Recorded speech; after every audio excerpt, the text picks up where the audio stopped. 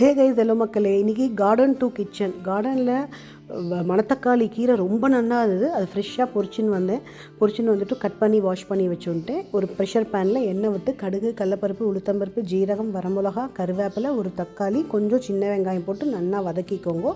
இந்த கீரையை அலம்பி கட் பண்ணிவிட்டு அந்த கீரையும் போட்டுக்கோங்க. கட்டி பெருங்காயம், உப்பு, சாம்பார் பவுடர் ஒரு 1.5 ஸ்பூன் 2 ஸ்பூன் போட்டு நல்லா மிக்ஸ் பண்ணிவிட்டு புளி குட்டியாக லெமன் சைஸ் புளி ஊற போட்டு புளி ஜலம் விட்டுட்டு ஒரு 5 மினிட்ஸ் கொதிக்க வைங்க. அதுக்கப்புறம் பருப்பை ஒரு குட்டி கப்பில் பருப்பு எடுத்து குக்கரில் வேக வச்சுட்டு அந்த பருப்பு ஜலத்தையும் விட்டுட்டு நல்லா ஒரு கொதி விடுங்கோ. அதுக்கப்புறம் ஒரு பேன் மூடி போட்டு 2 விசில் விடுங்கோ.